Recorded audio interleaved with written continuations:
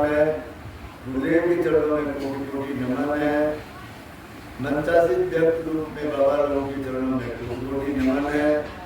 सत्संग स्तर में बैठे हुए सत्संग प्रेमी श्रेष्ठ पूजन, जगह जगह से आए हुए सत्संग प्रेमी एवं पूज्य माताओं एवं भक्तिमती बहनों, आप सभी के जीवन चरणों में कोटि कोटि नमन। नमन है इस धरती का भी और नमन है सत्संग कराने वाले का भी। आज इस परिवार से एक जीवात्मा इस संसार को छोड़ के चले गए हैं, उसका आज संपिंडन है और आज ही उसकी सारी क्रियाक्रम खत्म है।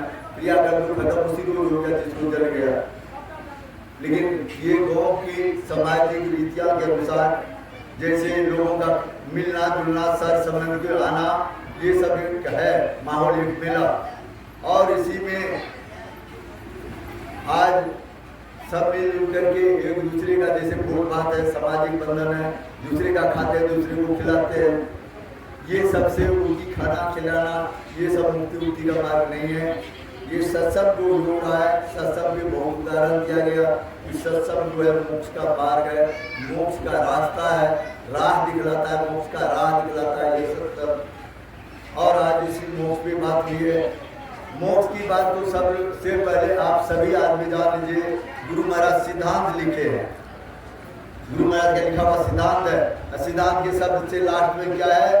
एक सर्वेश्वर पर ही अचल विश्वास, पूर्ण भरोसा, उनके प्राप्ति का अपने अंदर में दृढ़ निश्चय रखना, सदगुरु की निष्कपट सेवा, सत्संग और दृढ़ ध्यानाभ्यास को मोक्ष का कारण समझना चाहिए। जितना स्पष्ट कर दिया है, नहीं किया है, लिखा हुआ है ना, एक सर्वेश्वर पर अचल एकदम अटल विश्वास। हम लोग विश्वास को कभी इधर कभी उधर कभी यहाँ कभी उधर न करें।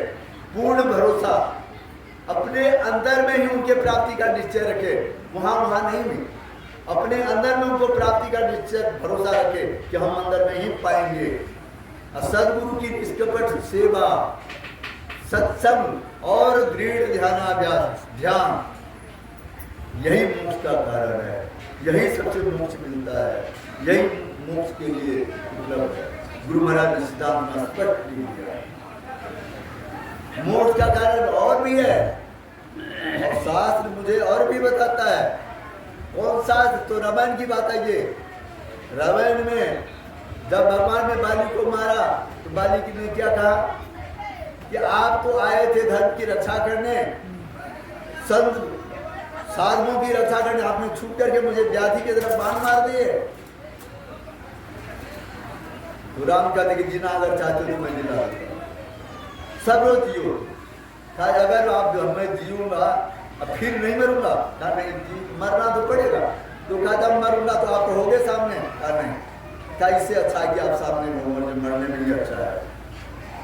कि मोक्ष का कारण एक ये भी है कि प्रभु सामने हो, या प्रभु की जप का साधन होंठ पे हो, ये मुक्ति का साधन है। ये मुक्ति ही है, मुक्ति का मार्ग यही है कि मरते समय में सामने प्रभु खड़ा हो, दर्शन हो रहा है, प्राण निकल गया, मुक्ति का साधन है। जीव एकदम चल रहा, जाप चल रहा है, प्राण निकल गया, ये मुक्ति का साधन है। पंजाब में व्यासानंद जी महाराज के बहुत शिष्य हैं। एक बुढ़ी माता को उन्होंने ज्ञान दिए थे पूरे गांव में। अब बुढ़ी माता जब मरने लगी तो ऐसे ऐसे देख रही, उसको दम दिखाई दे रहा है, इधर उधर भगचोटा हो रहा है। तो लोगों ने कहा कि ऐसे बुढ़ी माता क्यों कर रही है, रोती भी है, ऐसे देखती है। तो दौड़ के गए व्यासानंद बाबा बगल में थे, 2-4 घंटे बगल में। कहता बाबा आप जिस बुढ़ी माता को दीक्षा दिए थे ना, बुढ़ी माता तो अब जा रही है और बहुत डरा रही है, रो रही है, ऐसे ऐसे चमक रही है। अरे यार, उसको कोई ज्ञान दे दो, ज्ञान देने वाले को भी लाभ होगा। उसको जाकर के कोई बता दो, जो बता देगा मरने समय में, जो उसको ख्याल करा देगा, जो उसको मुक्ति का मार्ग का राह कहानी के द्वारा बता देगा, उसको भी लाभ होगा। जब कोई बताओ ताकि नहीं हम लोग नहीं, आप ही बगल में चलिए। तो गए, तो बूढ़ी माता को जाकर यही समझाए थे, अब तो तुम जा रही हो तो नाम जपो ना, जीभ पे लाओ ना प्रभु का नाम, जपो, जपते जपते छूट जाएगी तो तुम्हारी कल्याण हो जाएगा, मुक्ति मिल जाएगी। अगर ऐसे जब नहीं जपोगी तो तुम्हें मुक्ति नहीं मिलेगी, तुम संसार में बढ़ोगे। यही बात हमारे संत बाबा देवी साहब दादा गुरु मरने लगे, सारे भक्तों ने आकर के घेरा, प्रभु आप जा रहे हैं, हम लोगों का क्या होगा? सब घेरे हुए भक्त, प्रभु आप जा रहे हैं गुरुदेव, हम लोगों का क्या होगा गुरुदेव? सब रो रहे हैं, चारों तरफ सब घेरे हुए हैं। क्या कहा था उसने? मरते यही कह के मरा था हमारे संत बाबा देवी साहब कि दुनिया वहम है, अभ्यास करो। दुनिया ये जो है, ये दुनिया वहम है, अभ्यास करो। जो अभ्यास करेगा मरते समय में उसी को याद रहेगा, उसी के जीभ पे रहेगा। जो हिस्सक नहीं लगाएगा, जो अभ्यास नहीं करेगा, उसके जीभ पर बात नहीं रहेगा। उसका दिमाग कहाँ रहेगा? मकान में, दुकान में, गाड़ी में, घोड़ा में, बेटा में, पोता में, नाक में, नाती में। अगर जिसने जीव पे अभ्यास करके रखेगा, हिस्सक लगा के रखेगा कि नहीं मरते समय में भी यही बोलना है, यही अभ्यास करना है, वो आदमी मुक्त हो गया। देखिए मुक्ति का साधन बता रहे हैं, कितने तरीके से बताया, 5, 6, 7 तरीके से बताया। ये सब मुक्ति का साधन है, मुक्ति का मार्ग है, कैसे लोग मुक्ति पाएगा। लेकिन यहाँ अभी जो है सामाजिकता में हम लोगों के बीच मुक्ति का मार्ग भक्ति है, जो युक्ति बिना नहीं होती है। मुक्ति का मार्ग भक्ति है, जो युक्ति बिना नहीं होती है। लेकिन आपका भक्ति यदि लोभ में फंस गया तब क्या होगा? बता लो, सुनिए ध्यान से। अगर आपका भक्ति ही लोभ में फंस गया, अब देखिए भक्ति को संत लोग कहते हैं सीता माँ को मुक्ति रूपी माता है, जगदम्बे सीता माँ भगवती भक्ति है, लक्ष्मण वैराग है, राम ज्ञान है। समझ रहे हैं आप लोग? राम ज्ञान है, लक्ष्मण वैराग है, माता सीता भक्ति है। भक्ति को लोभ आ गया, ज्ञान फरार हो गया, वैराग भाग गया, अब भक्ति को अपहरण करके रावण लेके चला गया। इस कहानी को फिर मैं दोबारा सही से बता दूं। सीता को लोभ हो गया कि हिरण का मिर्ग आ गया। हे पतिदेव, ये हिरण का मिर्ग कभी नहीं देखा था, इसको मार करके ला दीजिए, इसके छाला पर बैठ करके हमें भक्ति करने में, आसन लगाने में बहुत अच्छा होगा। मिर्ग के छाला पे लोभ हुआ, ज्ञान वहां से जब लोभ हो गया भक्ति को तो ज्ञान फरार हो गया, ज्ञान चला गया उसके पीछे, उसको मारने के लिए ज्ञान भाग गया, फिर से हट गया नहीं गया। अब वैराग बच गया, भक्ति ने वैराग को भी ललकारा, अरे दुष्ट तुम क्या कर रहे हो, तुम भी जाओ उसके पीछे, ढूंढ के लाओ ज्ञान को। और वैराग लक्ष्मण भी चला गया, देखा चीज के लिए ज्ञान वैराग दोनों चला गया ना। जब ज्ञान वैराग आपसे चला जाएगा तो भक्ति की अपहरण हो जाएगा। रावण आया, सीता माँ को उठाया, लेके चला गया। भक्ति का अपहरण हो गया कि नहीं हो गया? भक्ति को अगर लोभ आएगा, भक्ति को लोभ आया था कब? राजा सोम ऋषि था, 9 हाथ पानी में बैठ करके तपस्या करता था, 9 हाथ पानी में। उसको देखा उस पानी में मछली को प्रसन्न करते हुए, एक दूसरे मछली को प्रसन्न करते हुए। उसको भी हुआ कि अरे सलाम मछली प्रसन्न करता, मैं भी आदमी होता, मैं क्या इसी किसी में हूँ। उसको देख करके देखिए कैसे मन बदलता है, मैं भी चलता हूँ, शादी करूंगा।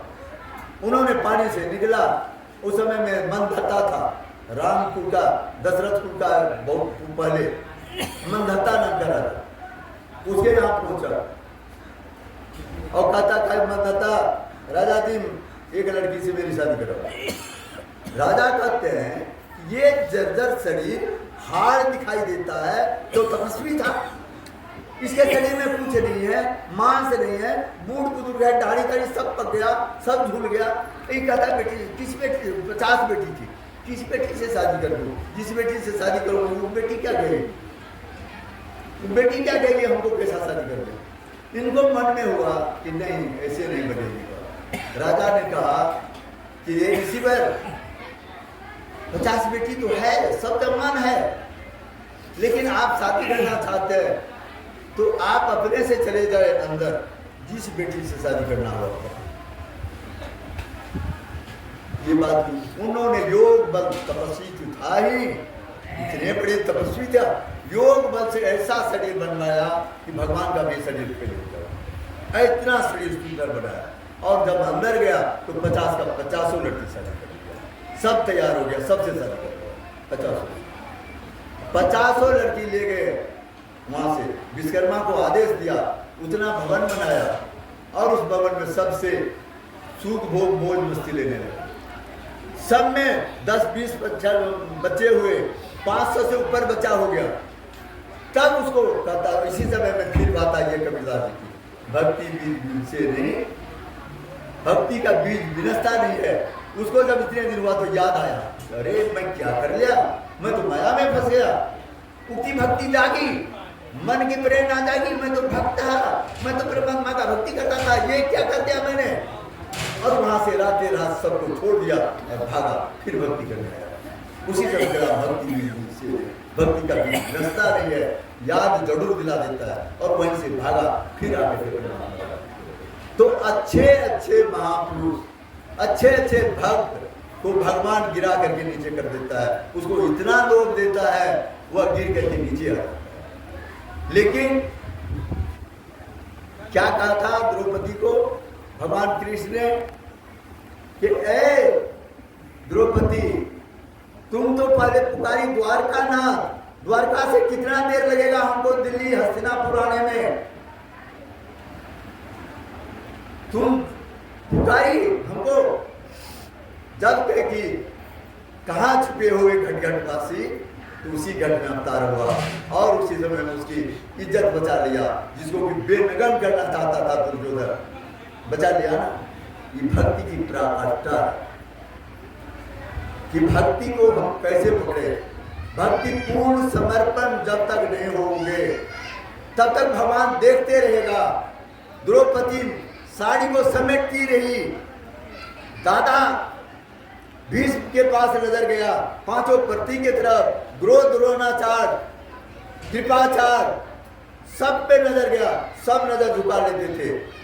कभी साड़ी, उधर दुर्योधन है, इसको नंगा करो, कि अंधा का बेटा अंधा है, उसको नहीं दिखता है, अंधे ही बैठ जाओगी, हमारे जानना पे तो क्या हो जाएगा, अंधा का बेटा, मैं अंधा हूँ, नंगा करो इसको। और उधर नंगा करने के लिए सब तैयार है, और सब पर देख रहे, कोई सहारा नहीं हुआ।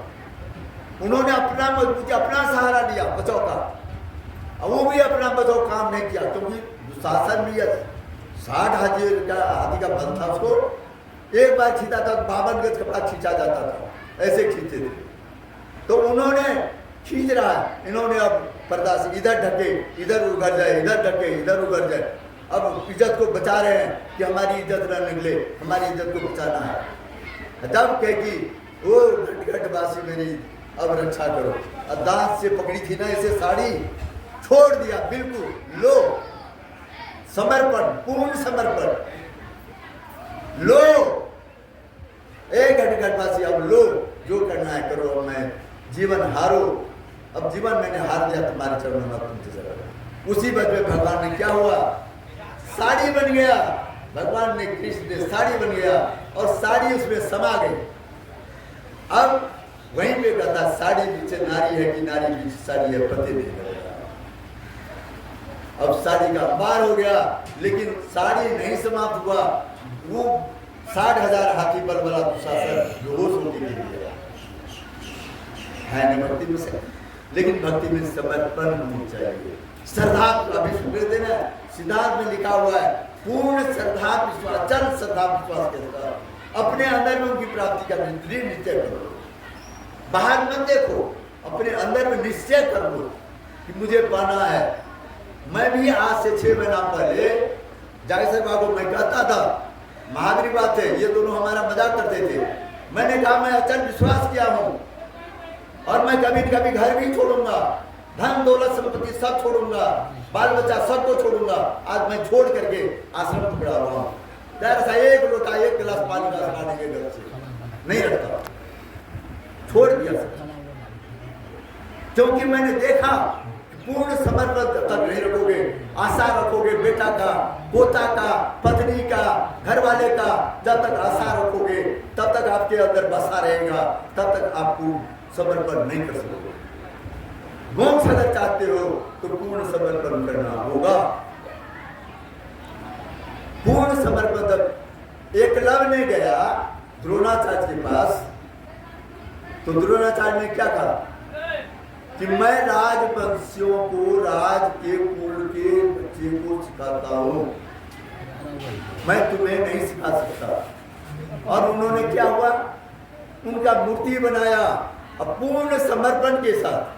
मूर्ति से पूछता था कि गुरुवर मैं ऐसे चलाऊं, वहां पे 3 सना लगेगा, मन में बैठाता था। और मूर्ति से पूछ करके, मूर्ति में पूछना क्या था, श्रद्धा, विश्वास, अडिग विश्वास, अचल विश्वास था। और उन्होंने जिसको द्रोणाचार्य ने सिखाया अर्जुन को, वो महारथी उतना नहीं बन सका जितना एकलव्य ने बना था। तो जब तक प्रभु परमात्मा के पास पूर्ण शक्ति के साथ, पूर्ण भक्ति, पूर्ण समर्पण के साथ जब तक नहीं बनोगे, आपके पास बहुत धन बल हो गया, बहुत अच्छी बात है धन बल होना, लेकिन धन बल होने के बाद अगर अहंकार आ गया तो वो धन बल सब बेकार हो गया। अहंकार ही 14वां इंद्रिया है। 5 ज्ञान इंद्रिया, 5 कर्म इंद्रिया, 4 अंतःकरण इंद्रिया। अंतःकरण में कौन है, मन, बुद्धि, चित्त, अहंकार। अहंकार सबसे लास्ट है। 13 वर्ष तक राम को वनवास में कुछ नहीं हुआ, 13 वर्ष तक, 13 इंद्रिया तक, 13 वर्ष तक कुछ नहीं हुआ। 14वां वर्ष में उनको शिकार हो गया अहंकार।